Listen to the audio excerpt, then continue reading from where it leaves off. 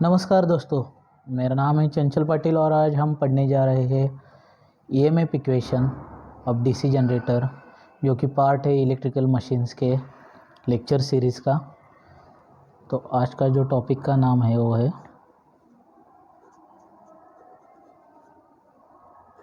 EMF equation of DC generator. तो generator का मतलब हमने क्या पढ़ा था, मैकेनिकल एनर्जी को इलेक्ट्रिकल एनर्जी में कन्वर्ट करता है। वो हमें क्या देता है, इलेक्ट्रिकल एनर्जी रिटर्न में देता है, तो उसको हम बोलते हैं जनरेटर। तो इलेक्ट्रिकल एनर्जी रिटर्न में देता है मतलब जो भी जनरेटर है हमारा वो ईएमएफ प्रोड्यूस कर रहा है, ईएमएफ प्रोड्यूस कर रहा है। ये तो हमने पढ़ लिया किससे, Faraday's law of electromagnetic induction से हमने पढ़ लिया कि ईएमएफ कैसे इंड्यूस होता है उसमें। तो डीसी जनरेटर में क्या होता है, जो मैग्नेटिक पोल्स जो होते हैं वो इलेक्ट्रोमैग्नेटिक फ्लक्स प्रोड्यूस करते हैं और आर्मेचर के ऊपर कंडक्टर्स प्लेस किए रहते हैं। तो जब उस फ्लक्स के अंदर आर्मेचर को हम रोटेट करते हैं प्राइम मूवर के हेल्प से, तो उस आर्मेचर को कट करते मैग्नेटिक फ्लक्स को कंडक्टर्स जो है कट करते हैं और उन कंडक्टर पर ईएमएफ इंड्यूस होता है। तो आज के लेक्चर का मोटिव क्या है कि हम पढ़ने जा रहे हैं कि उस जो ईएमएफ प्रोड्यूस हो रहा है उस ईएमएफ की वैल्यू क्या है, उस ईएमएफ का इक्वेशन क्या है। ये आज के लेक्चर का मोटिव है। उससे पहले हमें ये पता करना चाहिए कि जो ईएमएफ जो होता है वो होता है rate of cutting the magnetic flux, rate of cutting the magnetic flux. ये किसने बताया, according to Faraday's law of electromagnetic induction, according to Faraday's law of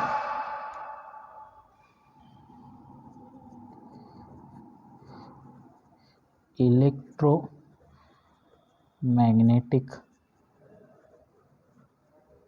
induction, जो ईएमएफ इंड्यूस होता है उस कंडक्टर के ऊपर या फिर आर्मेचर के ऊपर या फिर डीसी जनरेटर में, वो जो होता है वो होता है rate of cutting magnetic flux, rate of cutting the magnetic flux. ये जो कुछ भी रेट ऑफ कटिंग है वो हम लिखते हैं हमेशा D phi by D T. Okay, यहाँ तक तो आई थिंक सबका क्लियर हो चुका है कि जो ईएमएफ जो है वो दिया जाएगा rate of cutting the flux. जितना कुछ भी फ्लक्स है, टोटल फ्लक्स जो है वो हमने लिया डी फाई, और जो रेट है पर सेकंड कितना कट हो रहा है, पर मिनट कितना हो रहा है, flux divided by time, simply है फ्लक्स डिवाइडेड बाय टाइम। ये जो डी फाई है ये है अपना टोटल फ्लक्स। यहाँ एक समझने वाली चीज़ क्या है, फ्लक्स कौन प्रोड्यूस कर रहा है डीसी जनरेटर में। जब भी हम पोल के ऊपर जो फील्ड वाइंडिंग है उसको हम करंट सप्लाई करते हैं, डीसी सप्लाई देते हैं, तो उसमें फ्लक्स प्रोड्यूस होता है। तो वो जो है वो फ्लक्स प्रोड्यूस हो रहा है। उस फ्लक्स को जो है फ्लक्स प्रोड्यूस कौन कर रहा है, पोल। ये जो है फ्लक्स है होने वाला प्रोड्यूस, और प्रोड्यूस कौन कर रहा है, तो पोल, जितने भी उसमें पोल्स है नंबर ऑफ पोल्स। ओके, यहाँ पे जो फाई है ए है flux produce by each pole, flux produce by each pole. Okay, और दूसरा जो है यहाँ पे P जो है वो है नंबर ऑफ पोल्स। ऑब्वियसली हमें लेना है टोटल फ्लक्स कितना है इसमें, सो जो टोटल फ्लक्स अगर हम कैलकुलेट करने जाएंगे तो एक पोल जो है उसमें फ्लक्स प्रोड्यूस कौन कर रहा है, पोल। एक पोल 5 फ्लक्स प्रोड्यूस करता है, तो उसको अगर हम नंबर ऑफ पोल से मल्टीप्लाई कर देंगे तो ये जो है P में आएगा। और यहाँ पे हमने जो ये flux produce by each pole लिया है उसका जो यूनिट होता है वो होता है वेबर में, WB से मेंशन करेंगे नंबर ऑफ पोल्स। तो d5 तो आ गया P5 इंटू P। सो जब वो रहे जो चीज़ रही है वो है dt। सो dt जो है वो है time taken by one conductor to complete one revolution. और ये जो टाइम जो है इम्पोर्टेंट थिंग है यहाँ पे, ये होगा सेकेंड्स में। कितना टाइम लगता है एक रिवॉल्यूशन, हमने पढ़ा था कि एक रिवॉल्यूशन अगर कोई कंप्लीट करता है तो वो क्या करेगा, ईएमएफ जनरेट करेगा। तो एक रिवॉल्यूशन में एक कंडक्टर कितना क्या बोलते हैं हम ईएमएफ प्रोड्यूस कर रहा है, ये हम पहले देख रहे हैं। ओके, सो उसके लिए हमें पता होना चाहिए कि एक रिवॉल्यूशन कंप्लीट करने के लिए एक कंडक्टर को टाइम कितना लगता है। तो उसके लिए हमें पहले क्या पता होना चाहिए, speed of revolution. Speed of revolution. So ये जो स्पीड ऑफ रिवॉल्यूशन है ये डिनोट किया जाता है एन से, और उसका यूनिट होता है RPM, rotations per minute, rotations per minute. Okay, so N speed से एक या फिर एन स्पीड से अपना जो कंडक्टर है वो रोटेट हो रहा है, जो मैग्नेटिक फ्लक्स प्रोड्यूस किया गया है। और ओके, सो इसका दूसरा मतलब क्या होता है, एक मिनट में एन रोटेशंस जो है उस मैग्नेटिक फ्लक्स में अपने कंडक्टर जो है कर रहे हैं। ओके, सो अभी इसको और सिंप्लीफाई करेंगे तो हम ये पता कर सकते हैं कि एन रोटेशन को कंप्लीट करने के लिए क्या लग रहा है, 60 सेकंड का टाइम लग रहा है। क्या लग रहा है, to complete N rotation conductor needs और कंडक्टर टेक्स 60 सेकेंड टाइम, क्योंकि इसका जो यूनिट है वो रोटेशन पर मिनट है। कंडक्टर क्या कर रहा है, 60 सेकेंड का टाइम ले रहा है। तो एन रोटेशन के लिए 60 सेकेंड रखते हैं, तो वन रोटेशन के लिए कितना टाइम लगेगा, तो उसका आंसर होना चाहिए 60 divided by N, 60 divided by N. तो उसको किसी एग्जांपल से भी हम समझ सकते हैं कि एक आदमी 10 चक्कर लगाता है, तो एक मिनट में 10 चक्कर लगाता है, तो एक चक्कर के लिए कितना टाइम लगेगा, तो उसका जो आंसर होगा 60 divided bye 10। So this 60 divided bye 10, तो एक आदमी को एक चक्कर पूरा करने के लिए 6 सेकेंड का टाइम लगेगा। यही लॉजिक यहाँ पे हमने अप्लाई किया है। तो हमारा जो फॉर्मूला है d∅dt का जो यहाँ पे आया है 60 डिवाइडेड बाय n, तो हमें d∅ की भी वैल्यू मिल गई है, क्या है 5 इंटू पी, और dt की भी वैल्यू मिल गई है 60 डिवाइडेड बाय n। d∅ की भी वैल्यू मिल गई है, क्या है 5 इंटू पी, और dt की भी वैल्यू मिल गई है 60 डिवाइडेड बाय n। तो हम इसे और सिंप्लीफाई करते और पुट करते हैं वैल्यूज़ में, तो हमारा यहाँ पे जो ईएमएफ जनरेट हो रहा था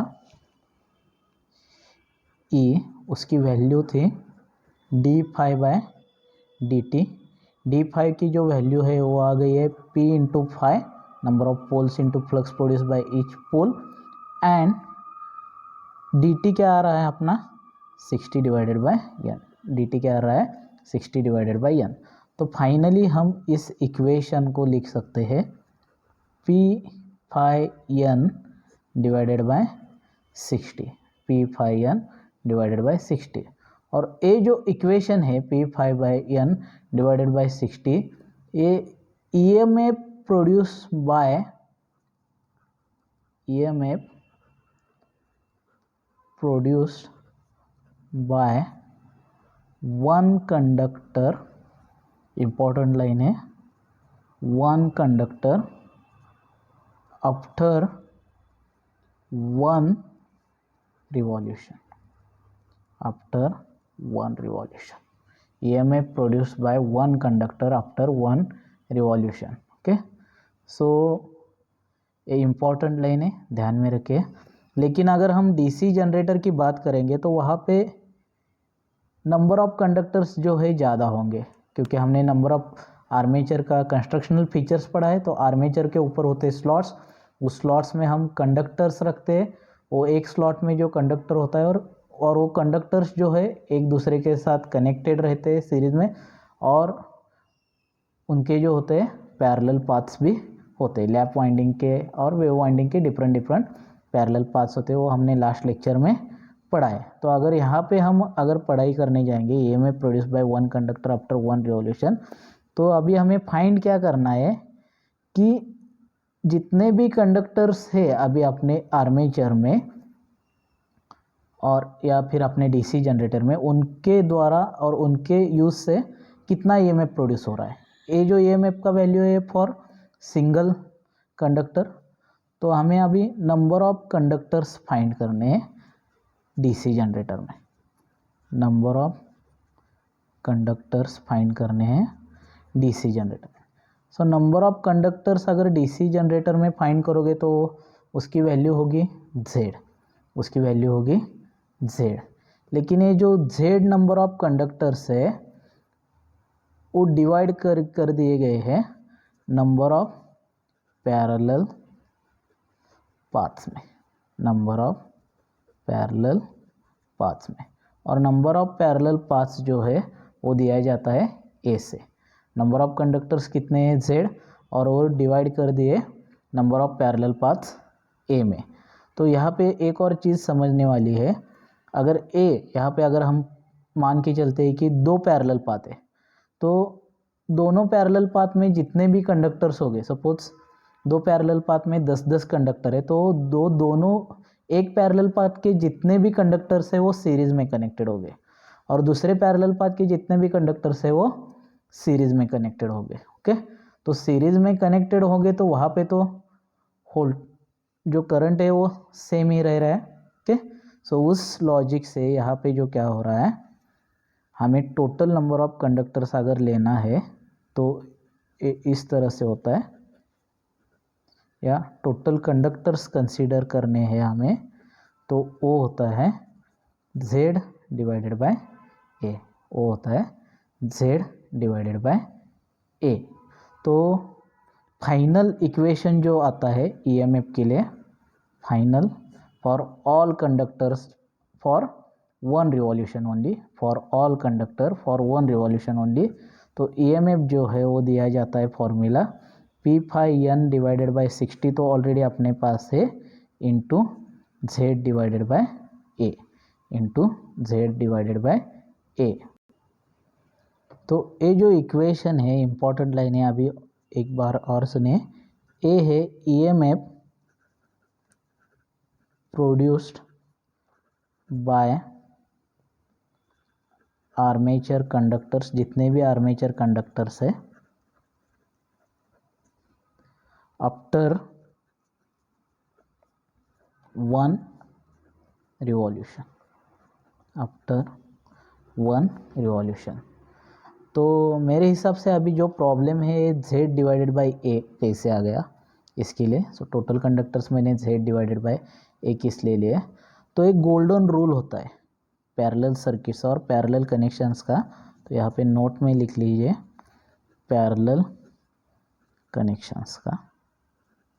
गोल्डन रूल क्या होता है, in parallel connections voltage remains same, voltage remains same, but current gets divided, current gets divided means parallel connection हम जब भी करेंगे तो उसमें क्या होता है, वोल्टेज जो है सेम रहे, वोल्टेज जो है सेम रहे। तो अभी हम इसमें Z डिवाइडेड बाई A में क्या कर रहे हैं, तो टोटल कंडक्टर्स कितने हैं अपने पास, Z है। तो इक्वल नंबर में क्या कर दे, पैरेलल पाथ जो डिफरेंट है, A पैरेलल पाथ है, सपोज 2 पैरेलल पाथ है, सो ये एक पैरेलल पाथ है और यहाँ पर भी एक पैरेलल पाथ है। तो इसमें जो कंडक्टर्स है उसका जो नंबर होगा और इसमें जो कंडक्टर्स है उसका जो नंबर होगा सेम है, और ये कनेक्टेड इस तरह से, 2 पैरेलल मतलब 2 पॉइंट का कनेक्शन होता है उसके बीच में। तो जो भी EMF प्रोड्यूस यहाँ पे हो रहा है उसी की वैल्यू यहाँ पे भी है सेम। अगर यहाँ पे 10 वोल्ट प्रोड्यूस हो रहा है तो यहाँ पे भी 10 वोल्ट। अगर आउटपुट में हम लेंगे EMF तो भी 10 वोल्ट ही हो रहा है, वो भी क्या हो रहा है, 10 वोल्ट। तो इसके और इसके जो कंडक्टर्स है वो ऐड करने से कुछ मतलब नहीं है, इसके कंडक्टर सेपरेट है, इसके कंडक्टर सेपरेट, क्योंकि इन कंडक्टर्स को क्या कर रहा है, पैरेलली डिवाइड कर दिया गया है, पैरेलली डिवाइड कर लिया है। सो उस लॉजिक के हिसाब से यहाँ पे हमने वो जो है 10 Z डिवाइडेड बाई A, सारे जो कंडक्टर्स है वो A पैरेलल पाथ्स में डिवाइड कर दिए गए। तो सारे कंडक्टर्स अपने कुछ काम के नहीं है। सो एक पैरेलल पाथ में कितने कंडक्टर्स होते हैं वो किससे दिया जाएगा, Z डिवाइडेड बाय A से। उतने ही कंडक्टर के अक्रॉस अपना क्या है, EMF इंड्यूस हो रहा है। सो यहाँ पे अगर सपोज 5 पैरेलल पाथ से, तो यहाँ पे तो इसके अक्रॉस भी 10 वोल्ट ही होगा, और यहाँ पे और है तो इसके अक्रॉस भी 10 वोल्ट ही होगा। इस लॉजिक के हिसाब से क्या हो गया, Z डिवाइडेड बाई A यहाँ पे आ गया। सो मेरे हिसाब से EMF इक्वेशन आप सबको समझ में आ गया होगा। ए है पैरेलल इक्वेशन, और हमें हमेशा कहते हैं कि EMF produced by DC generator is P phi N Z divided by 60A, where P is number of poles, phi is flux produced by each pole in Weber, N is speed in RPM, Z is number of conductors, and A is parallel paths. So thank you, goodbye. अगर आपको लगता है कि मेरे इस lecture की वजह से आपके नॉलेज में कुछ इंक्रीज़ हो रहा है तो लाइक करें, शेयर करें और सब्सक्राइब करें। Thank you.